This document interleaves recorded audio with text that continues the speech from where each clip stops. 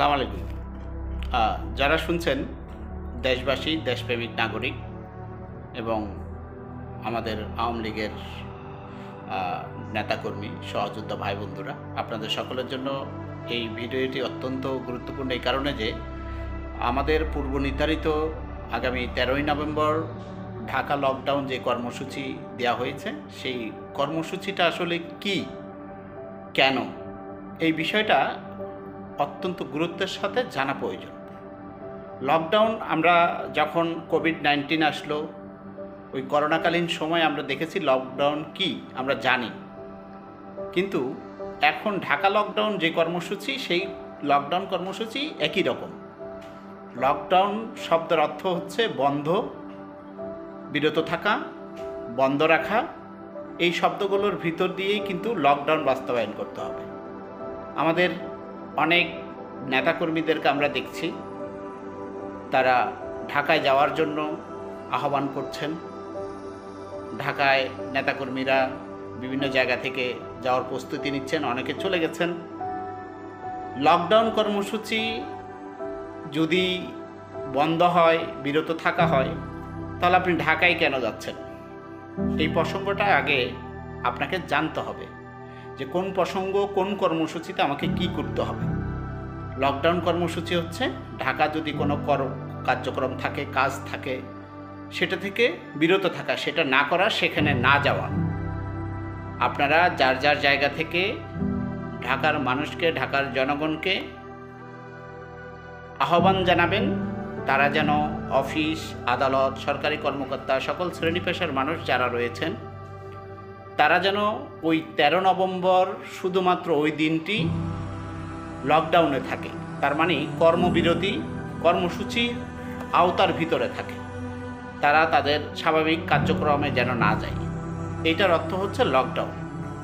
এখন আমরা দলে দলে সবাই মিলে যদি ঢাকা যাই, অবৈধ এই ইন্টারিম ইউনুস গভর্নমেন্ট আমাদের ভাই বন্ধুদেরকে প্রশাসনের মাধ্যমে হয়রানি করবে, গ্রেপ্তার করবে, জেলে দিবে এবং আরও ধরনের অন্যান্য জামাত, শিবির, বিএনপির যে সংগঠন আছে, তারা সকলে মিলে আমাদের ভাইদেরকে অত্যাচার, নির্যাতন, রাস্তাঘাটে মব সৃষ্টি করবে।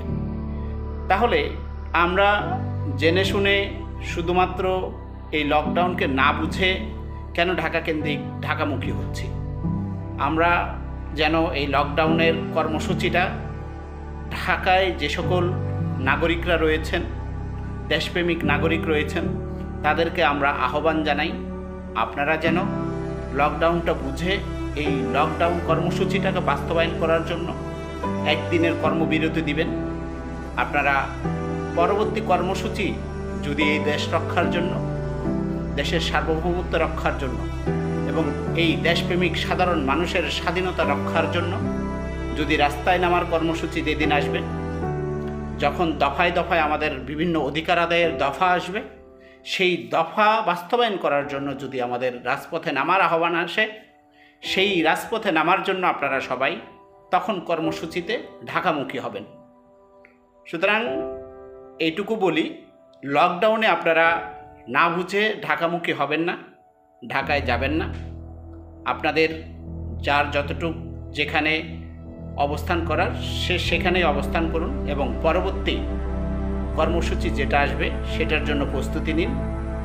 কারণ আমরা এই লকডাউন থেকেই আমরা বুঝিয়ে দিতে চাই, এই ইন্টারিম গভর্নমেন্টের বিদায় ঘণ্টা বেজে গেছে, তাদের সময় ফুরিয়েছে এবং আমাদের সময়, আমরা আঁধারের শেষে আলোর শুরুর দিকে অবস্থান করছি।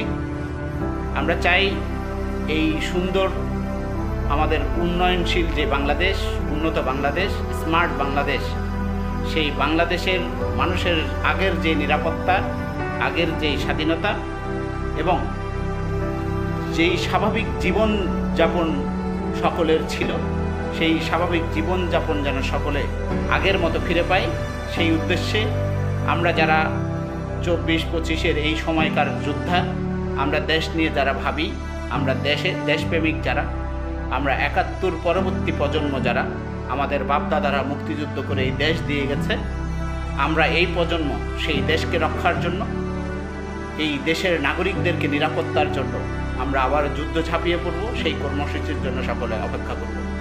সুতরাং আসুন যার যার জায়গা থেকে কর্মবিরতি দিয়ে লকডাউন বাস্তবায়ন করি, ঢাকা লকডাউন কর্মসূচিকে সফল করি। সবাই ভালো থাকবেন, সুস্থ থাকবেন। জয় বাংলা, জয় বঙ্গবন্ধু।